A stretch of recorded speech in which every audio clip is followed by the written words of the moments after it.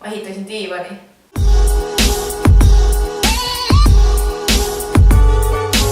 Täna jutustama teile väikese loo, kuidas ma arvasin, et diivani restaureerimine on jube hea idee ning ühest vanast diivanist sai hoopiski midagi sellist. Kõik algas sellest, kui ma nägin Facebookis, et keegi annab ära tasuta diivani.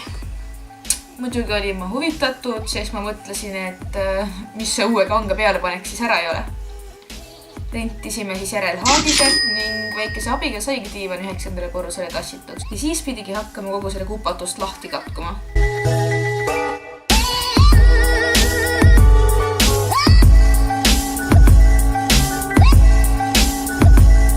Nende klambrite eemaldamine oli ikka päris tüütu ja riiet ei saanud väga katki ka tõmmata, sest nende vanade tükkide järgi pidi pärast uue tõmblema. Ja siis tuli veel välja, et kogu see vana poroloon on täiesti pudiks pudenenud ja siiamaani on praegu korter seda kullast pudi täis. Kohutav. Oh my god, tulin siis siia ja vaadake lihtsalt selle tuba. Lihtsalt nagu mingi narkar elaksin. Siis pidin veel ja veel neid klambrid eemaldama, kuni lõpuks diivan sai klambrivabaks. Enam vähe. Seejärel tegin vanade riidetükkide järgi uued lõiked sülgikottide peale, sest mul ei olnud lõikepaberit seal ja ma pidin natuke improviseerima. Siis nende samade lõigete järgi õmblesin ma uuest riidest täpselt samasugused tükid, aga ma soovitaksin tegelikult teha natukene suuremad, sellepärast et seda rohkem on sul ruumi vigadeks.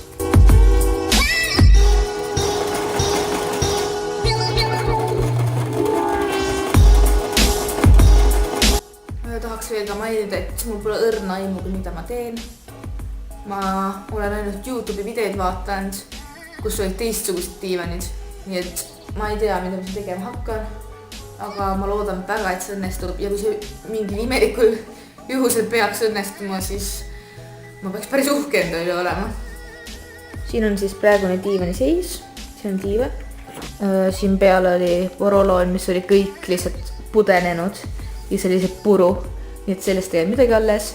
Aga ma jätsin alles selle vedru, mis iganes siis ega poleks vedrustiku, sellepärast et seda ma küll ei oska kuskilt uut muretseda. Esiteks on mul selline materjal, mis on nagu jõud, aga ümber on tepitud vatiin. Siis on mul poroloni ja jala pidin kõndima kodust rongijaama, need käes, oli tore. Siis on mul lihtsalt sellist kraasitud kiudu. Ja siis on siin diivaniriie, mida ma olen ka nüüd õmmelnud veidi. Ja see oli nii pingeline. Ja ma ei tea, kas ma õmbesin need õigesti. Kui need ei sobi, siis on lihtsalt kogu see materjal raisku läinud ja siis ma nutan natuke oma ette. Siis on mul veel ka siin klambrilööja, ja klambrid, mida ma pean hästi palju neid panema, kogu riide sinna külge. Ja muidugi käärid. Ja ilmselt mul läheb veel 100 asja vaja, aga praegu ma veel ei tea mida. Nii hakkasin siis seda siili külge klammerdama.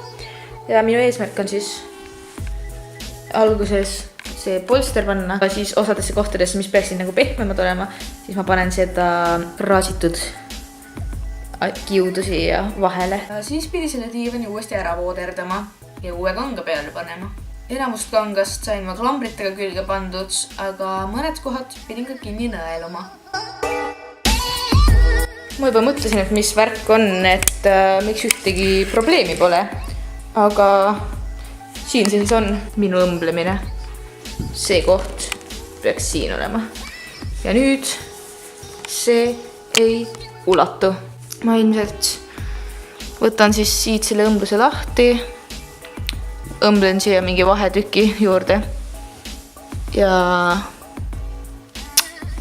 siis äkki ulatub. Vaheseis on tulnud küll vahepeal viperusi, aga ma arvan, et läheb päris normaalselt. Diivani jalad otsustasin ma kuldseks värvida, kuna see läheb tulevikus kokku muud ülejäänud dekoratsioonidega. Siis oli aeg diivani pattide tegemiseks ja see oli nii kohutav.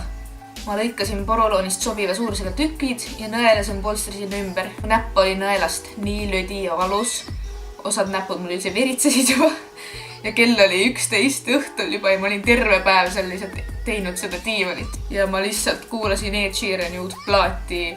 Paar pisarat voolas, samal ajal kui ma patju naelusin.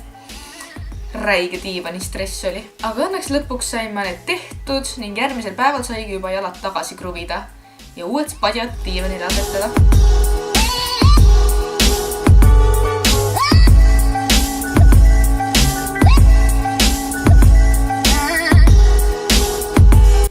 Need padjad ei tulnud küll perfektsed, aga mul on alati võimalus need veel korralikumalt ümber teha.